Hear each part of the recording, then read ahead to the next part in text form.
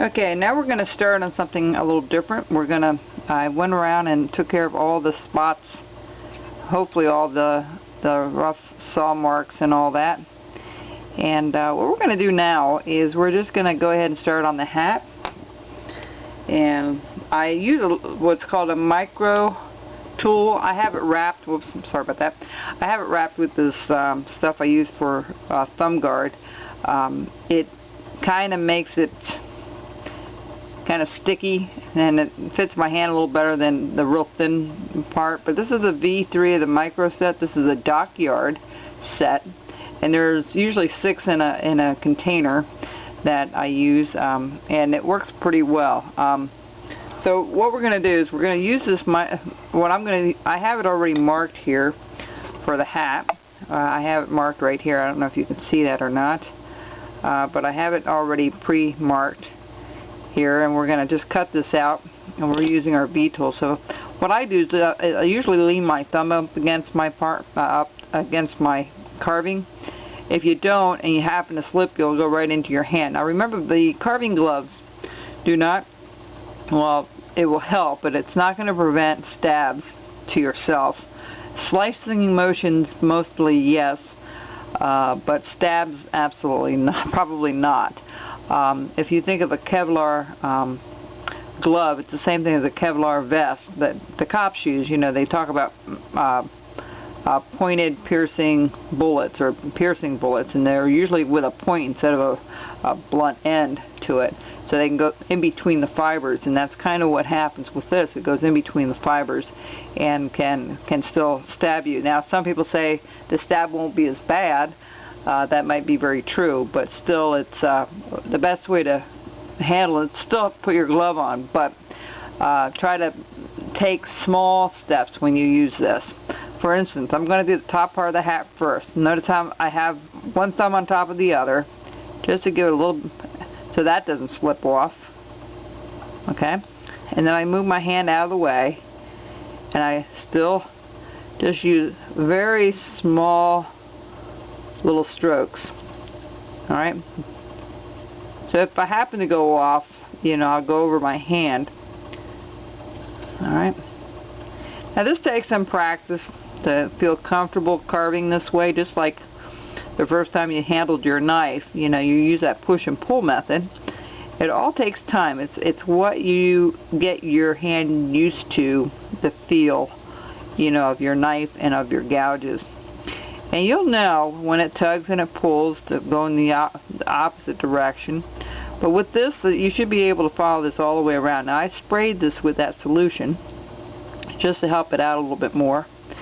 And we're going to come up here, go back to this here.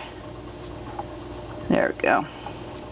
I don't always cross them, but sometimes I do. It just feels a little more protected to do that, a little more control. Okay, so that's where we have it. And this should come over a little bit. Let's push this over. There we go. Alright. Alright, so then I take my knife. Alright, and then I take my knife and I go back over where I cut it. It kind of gives me a guideline where that portion is. So I go back over it with my knife, very slowly, very carefully.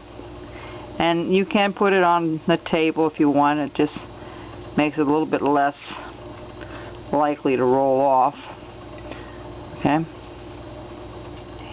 that's up here, and I want a real crisp corner. The V tool has a little bit of a curve to it. It's not an actual.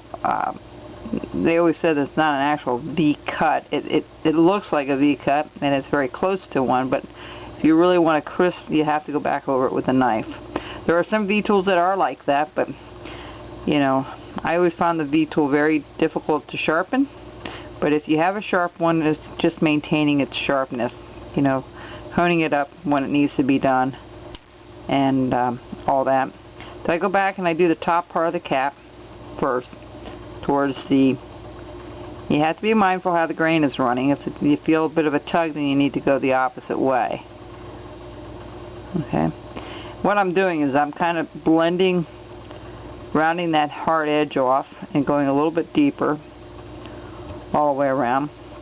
And then what I'm going to do is I'm going to come back up and I'm going to just kind of take care of that edge, that little sharp edge there. And we're going to go all the way around and clean all that up. And sometimes you don't need to take a whole lot off for that to get that effect.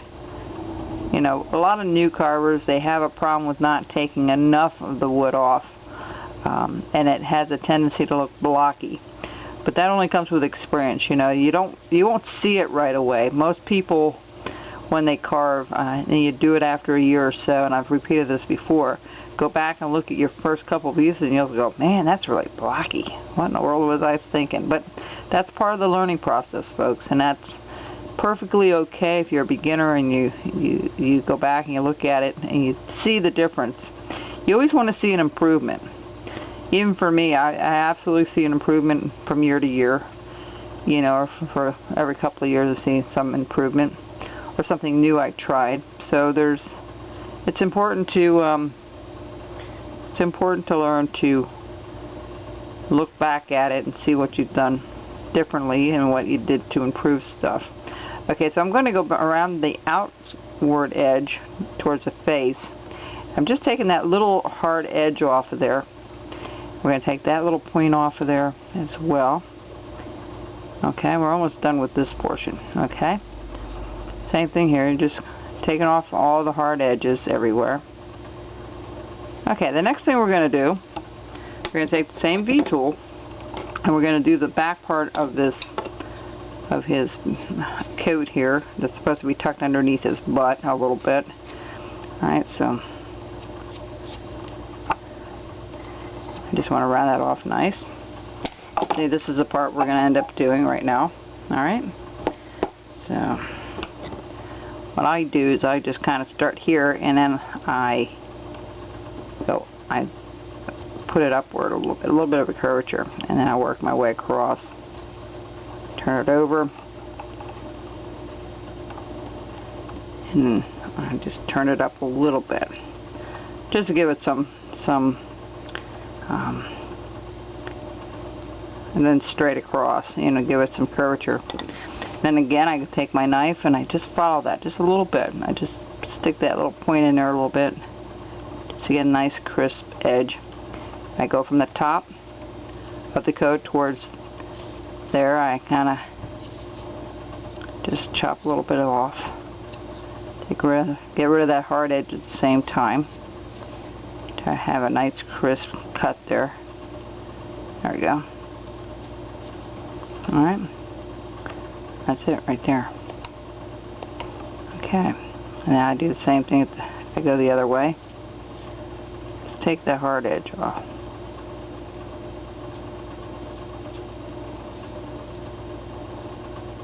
Alright.